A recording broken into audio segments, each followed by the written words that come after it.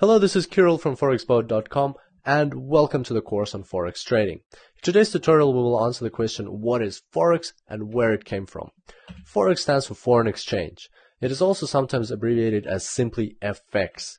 Investopedia defines foreign exchange as the exchange of one currency for another or the conversion of one currency into another currency. So simply put, foreign exchange is the exchange of currencies. Also, Investopedia continues this definition by saying that foreign exchange also refers to the global market where currencies are traded virtually around the clock. So let's have a look at an example. Say, for instance, you're going on a holiday to Europe. In that case, you will take your American dollars and go to the exchange shop and convert them into euros. By doing this, you've conducted a currency exchange and therefore you have become a participant of the Forex market. We will talk about the participants of Forex more in one of the future tutorials, but today let's have a look at the history of how this used to be back in the day, because it wasn't always as easy. So here's a timeline.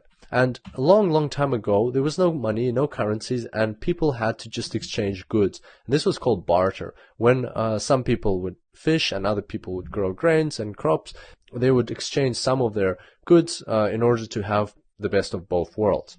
Next, around 2600 BC, Egyptians discovered gold. We're not really sure who discovered gold and when, but it's attributed to Egyptians around that time.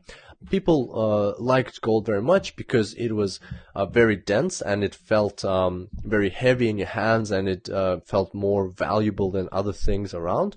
It was shiny and it was soft, so you could mold it into different shapes. And most importantly, it was very scarce. It was very hard to find, and that also increased its value. Next, around 1500 BC, gold was used, or countries started using gold for international trade. So instead of just exchanging goods, they would exchange gold for goods and goods for gold, and that kind of simplified things. Then, to simplify things even further, around 700 BC, the first gold coins were created, and that was a very handy thing to have, because before that, people had to check that the gold that they're receiving is actually gold, and also they had to weigh it up. But by having gold coins, they could already know what value those gold coins are carrying, and that speeded up the process of exchange. So that's a bit of ancient history, which now brings us to the modern world. In about the 17th century, paper money started spreading across Europe, and around the 18th century it became so popular that it started causing tensions, because some people and countries were still using gold and silver coins, whereas others were actively using paper money, and there was no real connection between the two.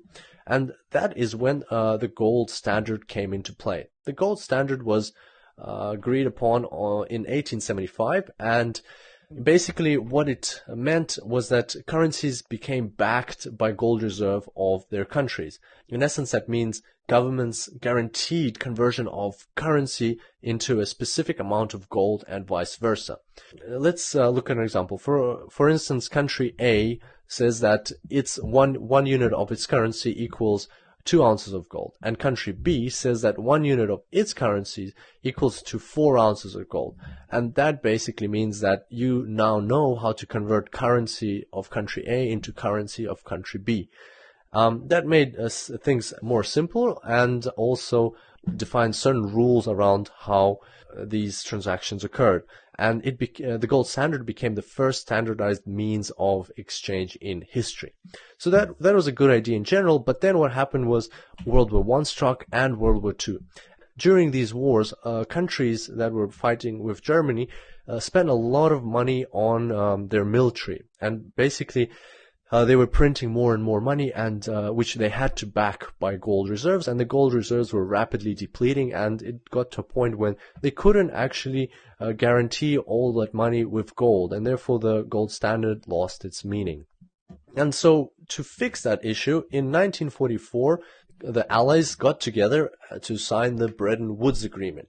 And Bretton Woods Agreement, simply put, it's just the same as the gold standard version 2.0, and all it did was it replaced gold with the US dollar, and the US dollar became the only currency in the world that had to be backed by gold at a fixed exchange rate of $35 per ounce, and all other currencies had a fixed exchange rate to the US dollar. So let's have a look at a bit more detail into the outcomes of the Bretton Woods Agreement. So first of all, fixed exchange rates. All currencies were pegged to the US dollar. Second, the US dollar became the primary reserve currency, which meant that it had to be backed by gold. And three, the creation of two organizations. The International Monetary Fund, which is simply a pool of funds where all participating nations contribute to on a regular basis, and then if they have problems within their country, they can take money out of that pool, fix their problems, and then return it, plus pay some interest.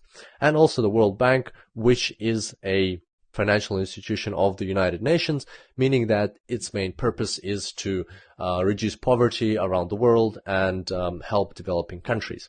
By the way, if you're wondering why it's called the Bretton Woods Agreement, that's because it was signed in a town called Bretton Woods in New Hampshire, USA.